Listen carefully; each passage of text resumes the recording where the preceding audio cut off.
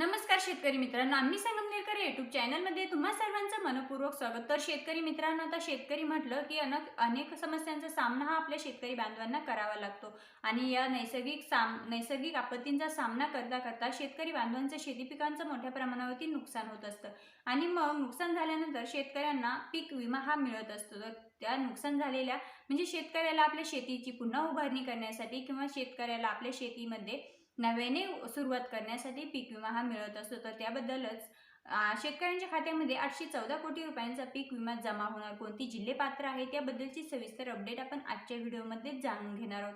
तर मित्रांनो, आता हा पीक विमा जो मंजूर झालेला आहे तर तो कोणकोणत्या जिल्ह्यांसाठी झालेला आहे आणि कोणकोणत्या पिकांसाठी झालेला आहे याबद्दलच सविस्तर अपडेट आपण आजच्या व्हिडिओमध्ये जाणून घेणार आहोत।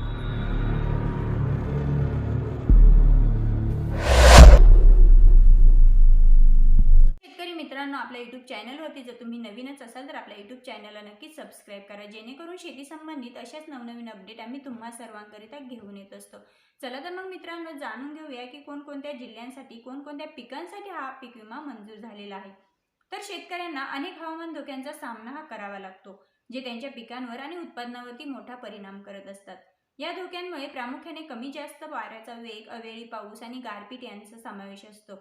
तर यामुळे आता शेतकऱ्यांचं जे मोठ्या प्रमाणावरती नुकसान होतं तर त्यांना त्याचा नुकसान भरपाई म्हणून रक्कम दिली जाते।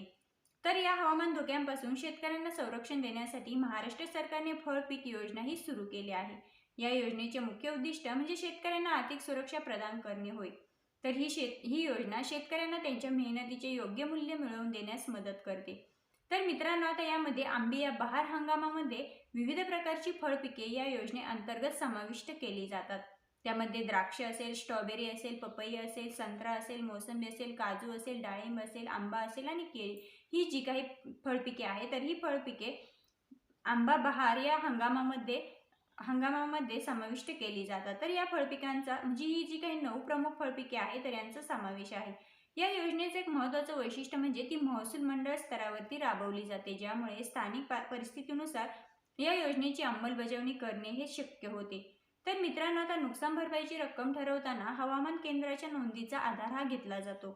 यामुळे प्रत्येक भागातील वास्तविक हवामान परिस्थितीनुसार भरपाईची रक्कम ही निश्चित केली जाते।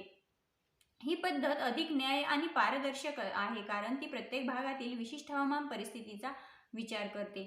तर मित्रांनो, आता या योजनेच्या विमा हप्त्याची रचना कशी आहे हे सविस्तर जाणून घेऊया। तर या योजनेमध्ये विमा हप्त्याची रचना अशी आहे की ती शेतकऱ्यांसाठी परवडणारी असावी। जेव्हा एकूण विमा हप्ता 35% असतो तेव्हा शेतकरी विमा संरक्षित रकमेच्या केवळ 5% रक्कम भरतात। उर्वरित विमा हप्ता हा केंद्र आणि राज्य सरकार अनुदान म्हणून भरतात। मात्र जर विमा हप्ता 35%पेक्षा जास्त असेल तर वाढीव विमा हप्त्यामध्ये शेतकऱ्यांचा वाटा हा 50% असतो।